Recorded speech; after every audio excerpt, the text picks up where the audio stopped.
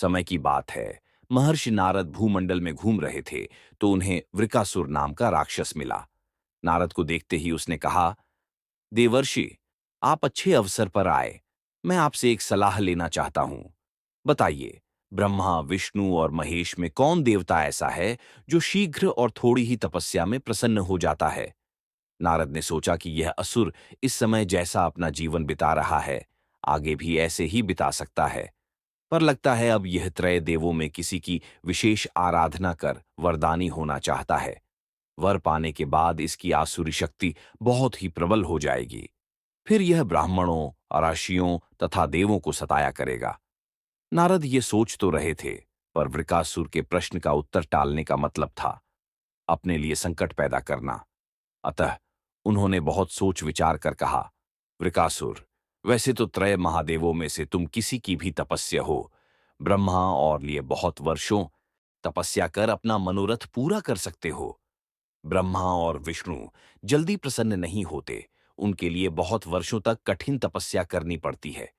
यह भी हो सकता है कि तुम्हारी आयु समाप्त हो जाए और तपस्या पूरी न हो। हाँ, भगवान शंकर ऐसे हैं जो थोड़ी आराधना से ही प्रसन्न हो जाते हैं। अपने भक्त की किसी भी इच्छा की पूर्ति के लिए कुछ सोच विचार ही नहीं करते। भक्त ने जो मांगा तत्काल दे दिया। तुम स्वयं विचार कर लो कि किसकी आराधना करनी चाहिए जिससे शीघ्र फल मिले। नारद का ऐसा वचन सुनकर वृकासुर ने भगवान शंकर की ही आराधना करने का निश्चय किया और हिमालय के केदार क्षेत्र में जाकर भगवान शिव की आराधना करने लगा। यज्ञ, जप, तप, ध्यान सब प्रकार से वह पूजा पाठ करने लगा। कुछ दिनों के बाद उसने सोचा, मैं शरीर तथा प्राण को ही भगवान शिव को अर्पित कर दूंगा। ऐसा विचार कर एक दिन वह अपने शरीर का मांस काट काट कर यज्ञ के अग्निकुंड में डालने लगा, लेकिन भगवान शंकर उस पर प्रसन्न न हुए। तब ऊब कर एक दिन उसने अपना शीश काटकर भगवान को अर्पित करने का निश्चय किया और स्नान ध्यान कर जैसे ही उसने खड्ग उठाकर अपना शीश काटना चाहा कि एक भयंकर आवाज के साथ भगवान शंकर प्रकट होकर बोले, वत्स, बस करो, तुम्हारी तपस्या पूर्ण हुई। मैं तुम पर प्रसन्न हूं। निसंकोच कहो, क्या चाहते हो? वर मांगो।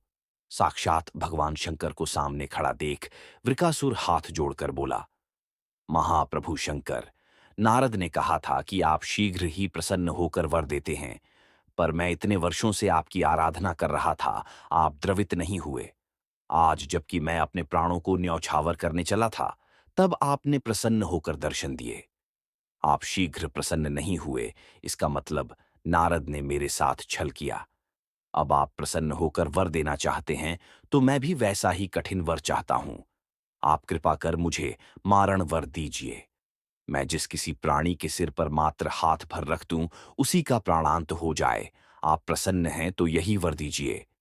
शंकर जी वृकासुर की यह आसुरी मांग सुनकर हतप्रभ हो गए, पर देवता का वचन था, पूरा करना था, अन्यथा मर्यादा नष्ट होती। बोले, वृकासुर, तुम्हारी तपस्या व्यर्थ नहीं जाएगी। तुमने बहुत कठिन वर की कामना से तपस्या की, इसलिए तुम्हें तपस्या भी कठिन करनी पड़ी। जाओ, जैसा वर चाहते हो वैसा ही मिलेगा। तुम्हारी मनोकामना पूर्ण होगी। भगवान शिव का आशीर्वाद पाते ही वृकासुर की आसुरी वृत्ति जागृत हो गई। कहने लगा, प्रभो, आपका यह वर सत्य है या नहीं, इसकी परीक्षा लेना चाहता हूं। इसलिए पहले आपके सिर पर ही हाथ रखकर देखता हूं कि इस वर में कितनी सत्यता है। असुर की ऐसी बात सुनकर भगवान शंकर फंस गए। अब क्या करें? ये राक्षस न कुछ सुनेगा न मानेगा। ऐसा सोचकर ही भगवान शंकर भागे। शंकर को भागता देख उसका क्रोध बढ़ गया। वह पीछा करने लगा। नारद की तरह आपने भी मुझसे छल किया है। वरदान की परीक्षा से डरकर क्यों भाग रहे हैं? शंकर भूमंडल छोड़कर देवलोक तक भागते रहे और वृकासुर भी आसुरी शक्ति के बल पर उनका पीछा करता रहा। अर्षि, मुनि तथा समस्त देवगण असहाय होकर यह देखते रहे, पर करें क्या? कौन उसके सामने पड़े? अंत में भगवान शिव विष्णु लोक पहुंचे और विष्णु को अपनी विपदा सुनाई। विष्णु ने हंसकर कहा, बिना सोचे विचारे वर देने का अब पता चला। खुद ही प्राण बचाते भागते फिर रहे हो। बताओ मैं क्या करूं? आपके वर की सत्यता तो सिद्ध करनी ही होगी। किसका सिर उसके आगे करूं? शिव ने कहा, नारायण, मुझे कोसने से मेरा यह संकट दूर नहीं होगा। कुछ करिए और जल्दी करिए, अन्यथा वह यहां भी पहुंच जाएगा। भगवान विष्णु ने योगमाया से एक वृद्ध तेजस्वी ब्रह्मचारी का स्वरूप बनाया और उधर चल पड़े, जिधर से वृकासुर आ रहा था। बहुत दूर जाने पर उन्हें वृकासुर आता दिखाई दिया। उन्होंने आगे बढ़कर उसे प्रणाम किया और कहा, असुरराज, कहाँ भागे जा रहे हैं? लगता है आप बहुत थक गए हैं। शरीर को विश्राम दीजिए। शरीर से ही सारे कार्य सिद्ध होते हैं, इसलिए उसे अधिक नष्ट मत कीजिए। आप सब प्रकार से समर्थ हैं, फिर भी मेरे योग्य कोई कार्य हो तो बताइए। अक्सर लोग अपने मित्रों तथा सहायकों द्वारा अपने कार्य सिद्ध करा लेते हैं। तेजस्वी ब्रह्मचारी की बातें सुनकर वृकासुर ने शिव के वरदान तथा उसकी परीक्षा की बात बताई। इतना सुनते ही ब्रह्मचारी हंसा। असुरराज, तुम किसके वर की परीक्षा लेना चाहते हो? शिव की, जिसका अपना कोई घर बार नहीं, जो भूतों प्रेतों के साथ घूमता रहता है, वह भला किसी को क्या वर देगा?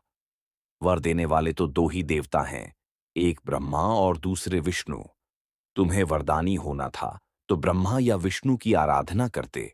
शिव के पीछे बेकार दौड़ रहे हो। वर देने वाला तो स्वयं इतना शक्तिशाली होता है कि उसके वर का असर खुद उस पर नहीं हो सकता। उन्होंने तो तुम्हें झूठ मूठ का वर दिया है। तुम्हारी तपस्या व्यर्थ गई। ब्रह्मचारी की बात सुनकर वृकासुर निराश हुआ। उसका मनोबल टूट गया। कहने लगा, मुझे तो देवर्षि नारद ने कहा था कि शिव की आराधना करो, वह प्रसन्न होकर मनचाहा वर दे सकते हैं। ब्रह्मचारी ने कहा, तुम बड़े भोले हो, नारद पर विश्वास कर लिया। वह तो ऐसा घुमक्कड़ साधु है जो सबको उलटी ही सलाह देता है। उसकी सलाह से कभी किसी का भला होता ही नहीं।